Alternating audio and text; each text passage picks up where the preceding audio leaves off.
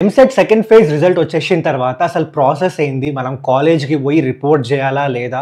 And అట్లనే final ఫేజ్‌లో ఎవరెవరు ఆప్షన్స్ పెట్టుకోవచ్చు? ఇట్లాంటి డౌట్‌లన్నీ క్లియర్ అవ్వాలంటే ఈ వీడియో ఎండ్ వరకు చూడు అండ్ నీ ఫ్రెండ్స్‌కి షేర్ చెయి. అయితే సెకండ్ ఫేజ్ అయిపోయిన తర్వాత మీరు కాలేజ్‌కి పోవాల్సిన పని లేదు. నార్మల్‌గా సెల్ఫ్ రిపోర్ట్ చేసుకోండి. మీరు ఫస్ట్ ఫేజ్‌లో ట్యూషన్ ఫీ కట్టుంటే సెకండ్ ఫేజ్‌లో వచ్చిన కాలేజ్‌కి ఆటోమేటిక్‌గా ఆ ట్యూషన్ ఫీ ట్రాన్స్‌ఫర్ అయితది.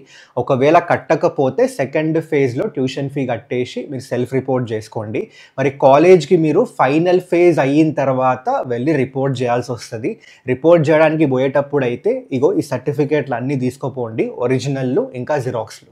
అండ్ ఫైనల్ ఫేజ్‌లో ఆప్షన్స్ ఎవరు పెట్టుకోవచ్చు అంటే ఫస్ట్ ఎవరికైతే సీట్ రాలేదో ఇప్పటి వరకు, సెకండ్ ఎవరైతే రిపోర్ట్ చేసిండ్రో వాళ్ళు పెట్టుకోవచ్చు. థర్డ్ ఎవరికైతే సర్టిఫికేట్ వెరిఫికేషన్ అయింది కానీ ఫస్ట్ అండ్ సెకండ్ ఫేజ్‌లో ఆప్షన్స్ పెట్టుకోలేదో వాళ్ళు కూడా పెట్టుకోవచ్చు. సో ఇన్‌స్ట్రక్షన్స్ అయితే జాగ్రత్తగా ఫాలో అవ్వండి. అండ్ అట్లనే చాలామంది నాకు ఇంకా సీట్ రాలేదు, నాకు కంప్యూటర్ సైన్స్ రాలేదు అని డిసప్పాయింట్ అవుతున్నారు.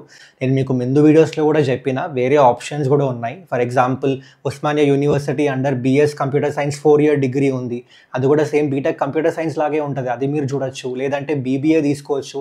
ఇట్లా మంచి మంచి ఆపర్చునిటీస్ ఉన్నాయి. మీరు ఎక్స్‌ప్లోర్ చేయండి, చూసుకోండి అండ్ డిసైడ్ చేయండి మీకు ఏది సెట్ అవుతదో అదే తీసుకోండి.